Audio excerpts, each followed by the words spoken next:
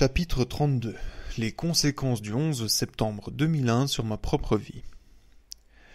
Le 10 septembre 2001, je descendais une rivière de l'Amazonie équatorienne avec Chakaim Shumpi, le co-auteur de mon livre Spirit of the Shuar, l'esprit des Shuars.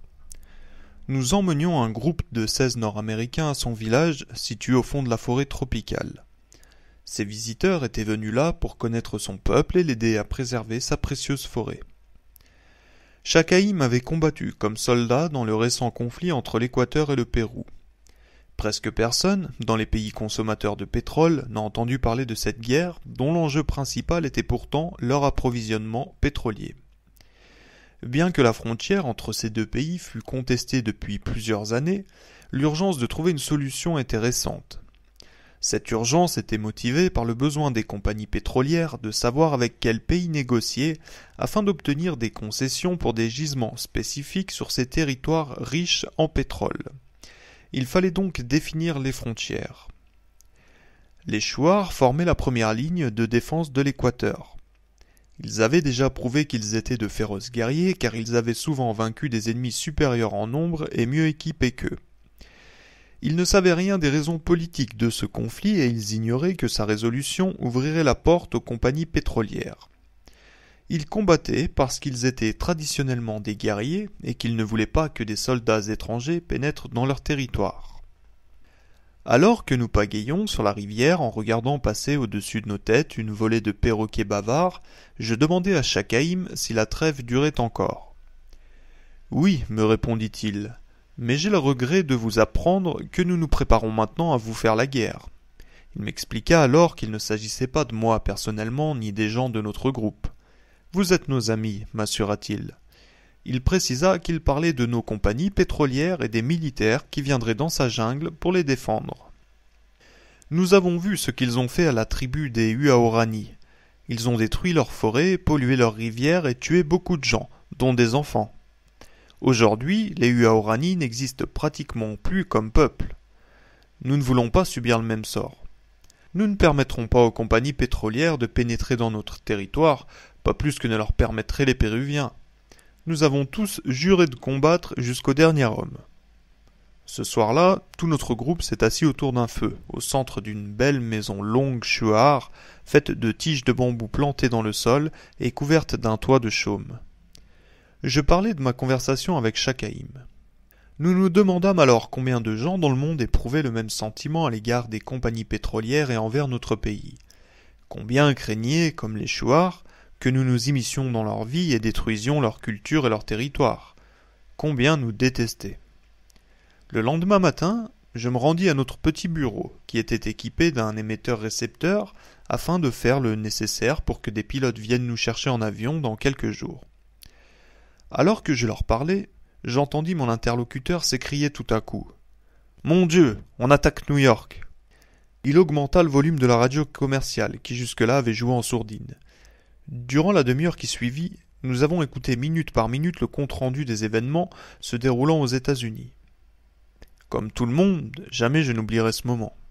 Lorsque je fus revenu chez moi en Floride, je ressentis l'impérieux besoin d'aller visiter Ground Zero, le site des 2 tours détruites du World Trade Center. Je m'envolai donc pour New York. J'arrivai à un hôtel du centre-ville au début de l'après-midi. C'était une journée ensoleillée de novembre, d'une douceur inhabituelle pour la saison. Je déambulai le long de Central Park, plein d'enthousiasme, puis je me dirigeai vers une partie de la ville où j'avais passé beaucoup de temps autrefois, cette zone près de Wall Street que l'on appelle maintenant Ground Zero. Alors que je m'en approchais, mon enthousiasme céda la place à l'horreur. Je fus bouleversé par le spectacle qui s'offrait à mes yeux et par les odeurs qui en émanaient. Une incroyable destruction. Les structures fondues et tordues des 2 grands édifices disparus. Les débris, l'odeur rance de la fumée, les ruines noircies par le feu et la chair brûlée. J'avais vu tout cela à la télévision, mais c'était très différent quand on était sur place. Je n'étais pas préparé à cela. Surtout pas à voir les gens qui avaient survécu et qui se trouvaient encore là 2 mois après l'événement parce qu'ils y vivaient ou y travaillaient. Un cordonnier égyptien flânait à l'extérieur de sa boutique. « Je ne m'y habitue pas, murmura-t-il en secouant la tête d'un air incrédule.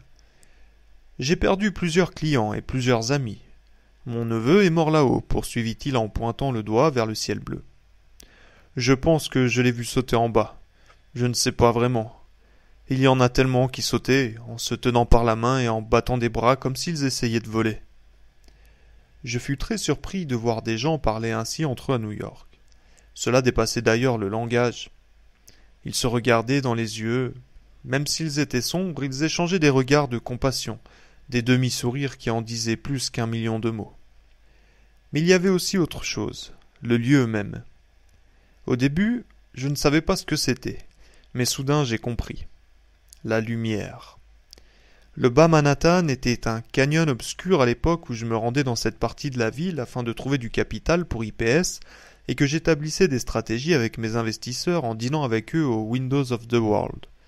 Il fallait alors monter aussi haut que le sommet du World Trade Center pour voir de la lumière. Maintenant, il y en avait dans la rue. Le canyon avait été scindé en deux. Près des ruines, le soleil réchauffait les visiteurs et les passants. Je me demandais si la simple vue du ciel et la présence de la lumière avaient aidé les gens à ouvrir leur cœur. Cette seule pensée m'emplit de culpabilité. Je tournai le coin à l'église de la Trinité et descendis Wall Street. Je retrouvai le bon vieux New York, noyé dans l'ombre. Pas de ciel, pas de lumière. Les gens se hâtaient sur le trottoir, s'ignorant les uns les autres. Un policier cria quelque chose en direction d'une voiture immobilisée. Je m'assis sur les premières marches que je trouvai, au numéro 14. Le bruit d'énormes ventilateurs ou d'une turbine de ventilation dominait tous les autres sons. Il semblait provenir de l'édifice de la Bourse. Je me mis alors à observer les gens. Ils se pressaient dans les deux directions, quittant leur bureau, rentrant chez eux à la hâte ou se dirigeant vers un restaurant ou un bar pour y parler affaires. J'en voyais parfois deux qui marchaient ensemble en conversant, mais la plupart étaient seuls et silencieux. Je tentais de croiser le regard de certains, mais en vain. Soudain, l'alarme d'une voiture garée un peu plus loin se déclencha toute seule. Un homme sortit précipitamment d'un bureau et pointa une clé vers le véhicule pour la faire taire. Je demeurai assis là un long moment, puis je finis par fouiller dans ma poche pour en sortir une feuille de papier bien pliée, couverte de statistiques. C'est alors que je l'aperçus. Il marchait lentement sur le trottoir, en fixant le bout de ses pieds. À sa barbiche grise et à son manteau crasseux qui détonnait particulièrement ce bel après-midi sur Wall Street, je devinai qu'il était afghan. Il me regarda, puis, après quelques secondes d'hésitation, s'engagea dans les marches. Il hocha la tête poliment, puis s'assit à environ 1 mètre de moi. Il se mit alors à regarder au loin, et je compris que ce serait à moi d'amorcer la conversation. « Bel après-midi, lui dis-je. Magnifique. » Il avait un fort accent. Il poursuivit. « En des temps comme ça, il nous faut du soleil. »« À cause du World Trade Center ?» Il acquiesça. « Vous venez d'Afghanistan ?» Il me regarda intensément. « C'est si évident. » J'ai beaucoup voyagé. Dernièrement, je suis allé dans l'Himalaya, au Cachemire. Le Cachemire, fit-il en tirant sur sa barbiche. Les combats. Oui, entre l'Inde et le Pakistan, les hindous et les musulmans. Ça fait s'interroger sur la religion, n'est-ce pas? Nous nous fixâmes dans les yeux. Les siens étaient brun foncé, presque noirs.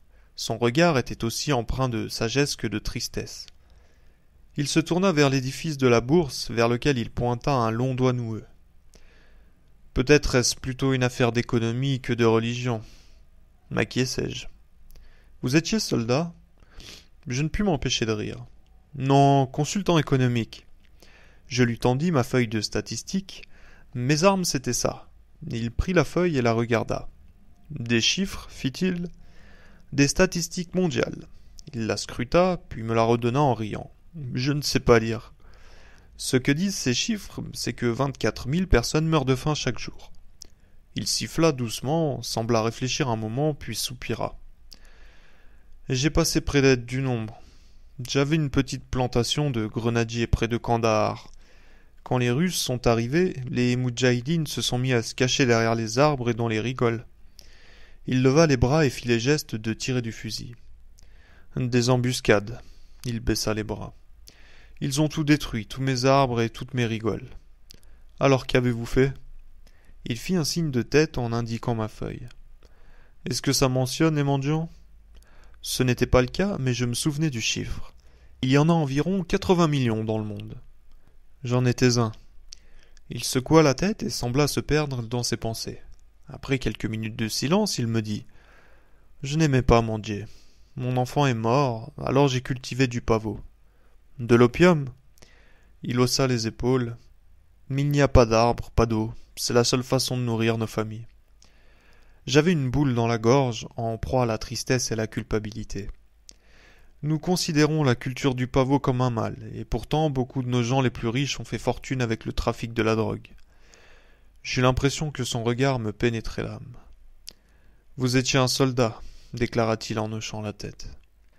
Il se leva lentement et descendit les marches. Je voulais qu'il reste, mais je ne savais pas quoi lui dire. Je me levai à mon tour et le rejoignis.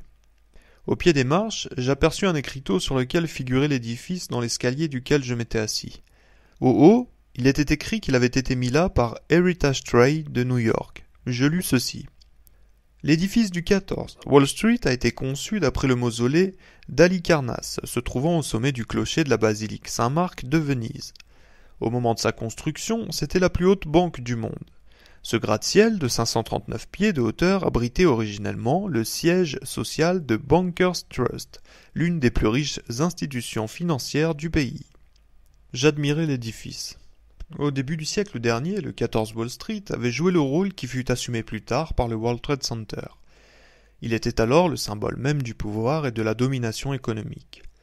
Il avait aussi abrité le Bankers Trust, l'une des firmes que j'avais chargée du financement de ma compagnie énergétique. Il faisait donc essentiellement partie de mon héritage, un héritage de soldat, comme l'avait dit avec tant de justesse le vieil Afghan. Quelle étrange coïncidence d'avoir abouti en ce lieu ce jour-là et d'y avoir conversé avec cet homme. Une coïncidence ? Je m'attardai sur ce mot. Je réfléchis encore au fait que ce sont nos réactions aux coïncidences qui déterminent notre vie. Comment donc devais-je réagir à celle-là ? Continuant à marcher, je cherchai le vieil Afghan parmi la foule, mais en vain. Devant l'édifice voisin se trouvait une immense statue enveloppée de plastique bleu. Sur la façade de pierre, une inscription révélait qu'il s'agissait du Federal Hall, logé au 26 Wall Street, où George Washington avait prêté serment comme premier président des États-Unis le 30 avril 1789. C'était donc en ce lieu précis qu'avait été assermenté le premier homme ayant reçu la responsabilité de sauvegarder la vie, la liberté et la poursuite du bonheur pour tous. Si proche de Ground Zero, si proche de Wall Street. Je continuai ma route jusqu'à Pine Street. Je me retrouvai alors devant le siège social mondial de Chase, la banque construite par David Rockefeller, une institution nourrie de pétrodollars récoltés par des hommes comme moi. Cette banque, qui servait les assassins financiers et promouvait avec brio l'empire global, était sous plusieurs aspects le symbole même de la corporatocratie.